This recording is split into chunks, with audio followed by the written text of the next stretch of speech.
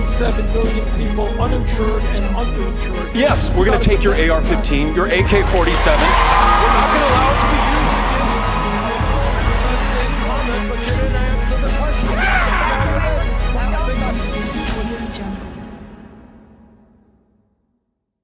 Welcome to the 2019 presidential debate. We are your debate moderators, Peter Reed, Brielle Resch, and Keegan Baker.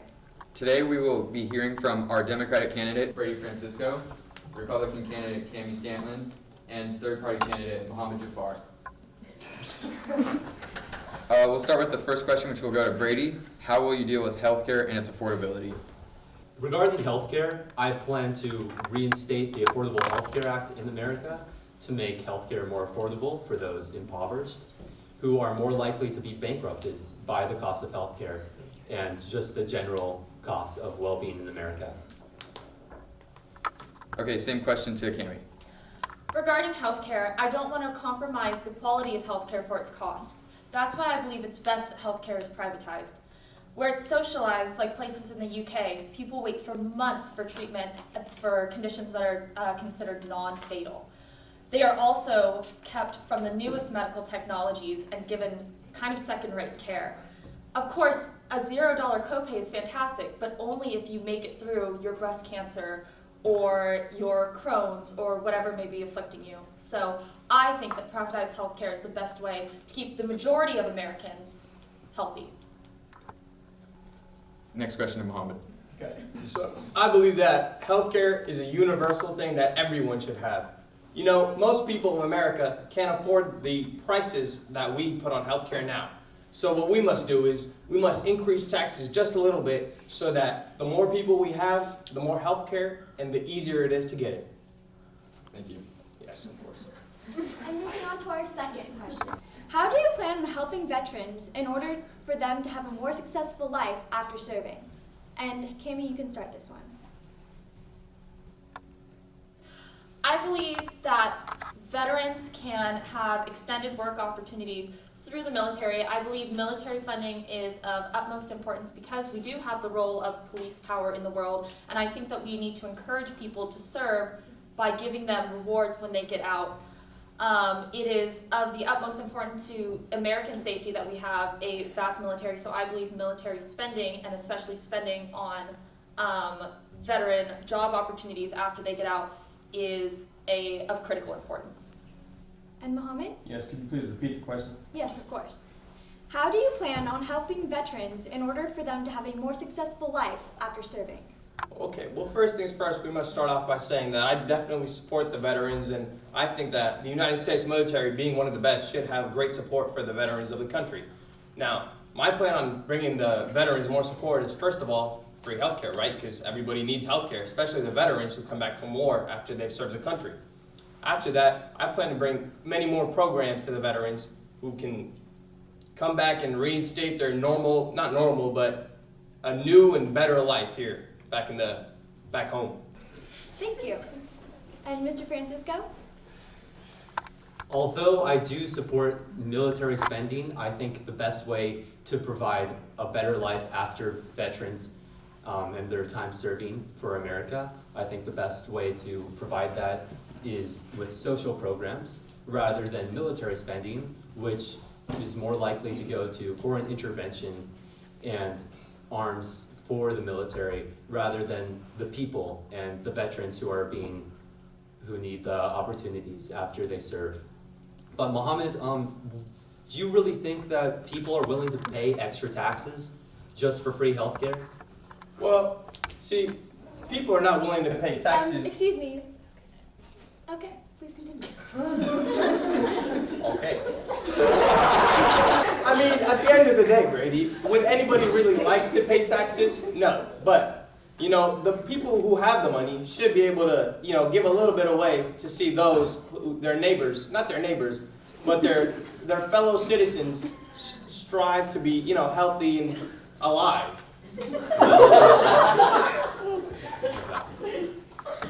Thank you for your time.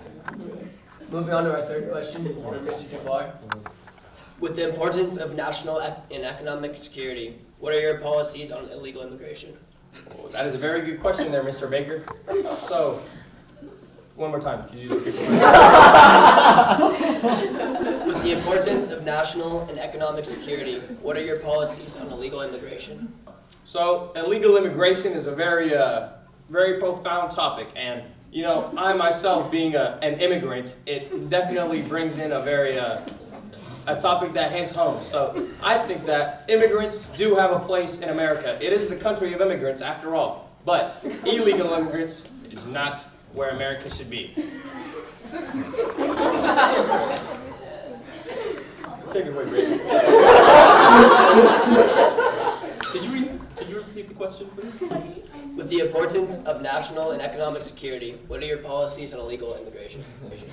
I believe that America needs to be stricter on illegal immigration due to, excuse me, Mohammed, other than trying to make this debate a comedy show for yourself, I'm trying to really address the issues of America.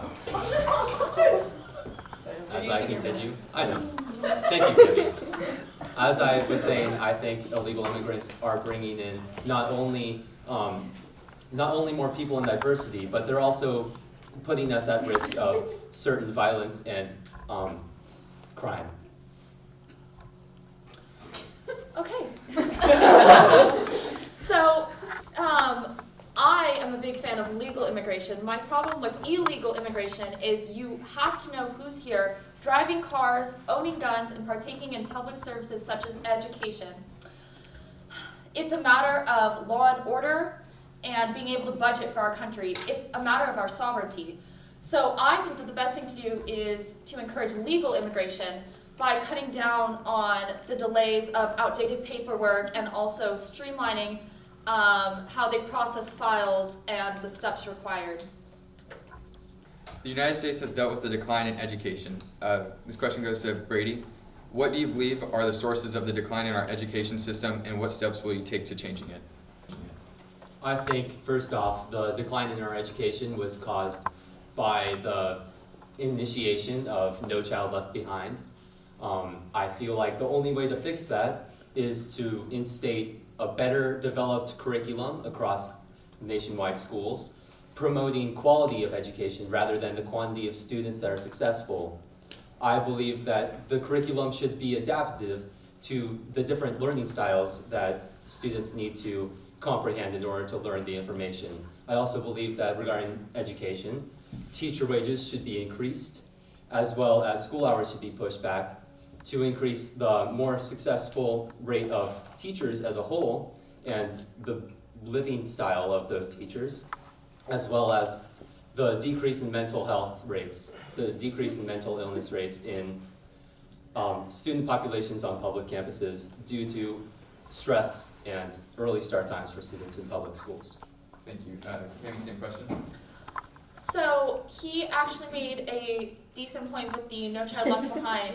My mother's a teacher, and she's constantly instructed to teach to the lower end of children so that everybody can make it through the standardized testing. I think if we didn't put such an emphasis on standardized testing in terms of what school's going to get funding, there would be less pressure on the teacher just to teach to the test. It would be more comprehensive, and kids would be able to get a better understanding of the material. Same question to you, Mohammed. Yes, so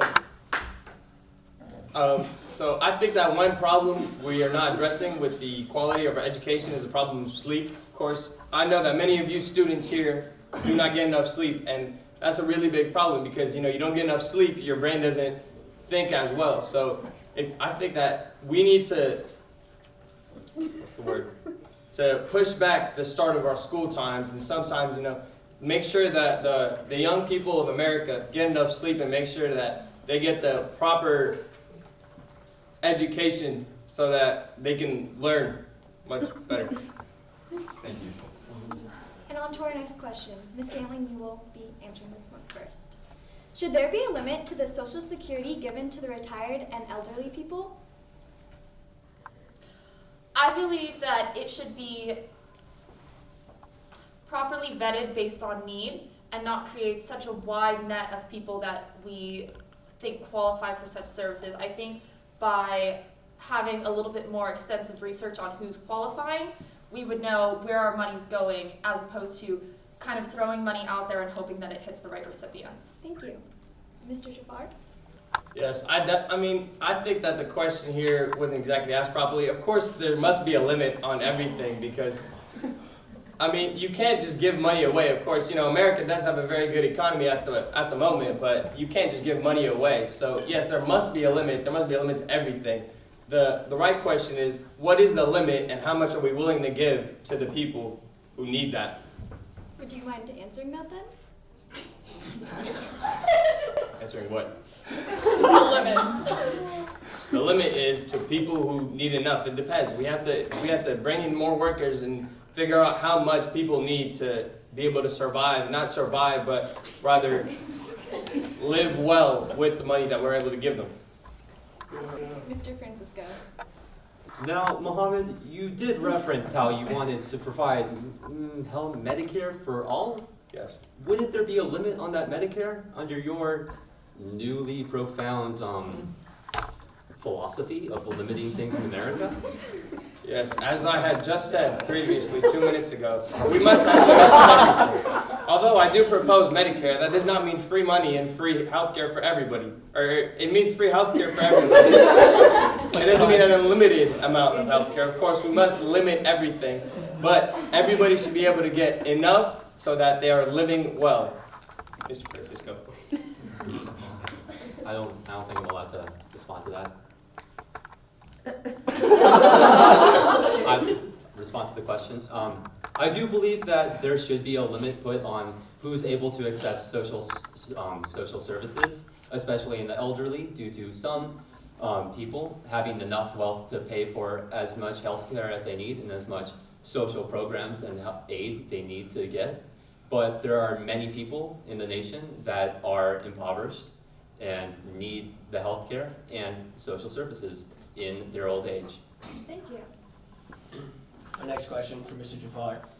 In 2019, drug abuse is still a major national problem. What is your plan to address this issue? That's a very good question there, Mr. Baker. So drug abuse has been a very large problem of us ever since the problem is up in the East Coast with opioids and Of course, the issue is great, and my idea on stopping that is, of course, bringing more security and having not stronger or not stricter borders, but just more patrols and stronger security at the borders to make sure that they don't get in as easily. Mr. Francisco. Can you repeat the question, please? In 2019, drug abuse is still a major national problem. Do you plan to address this issue? Yes, I plan to address this issue by providing social services and programs, initiating rehab across the states, funded by the government and advocated by the government. Kim? Yes, I do. And I believe the best way to do this is through enforcement. And it's mostly enforcing where people are getting it, which is through the border or through doctors who are overprescribing it and making it much too easy to get a hold of. I think if we can crack down on those two sources, we're going to have a much easier time. The other thing is focusing our efforts on the fentanyl and the opioids and other big ticket drugs, not little teeny tiny things like marijuana where we're already kind of having some gray. I think if we get the drugs that are killing the American people, we can make for a much safer nation. Our time is up. Thank you for attending the 2019 presidential debate, and thank you to our parents.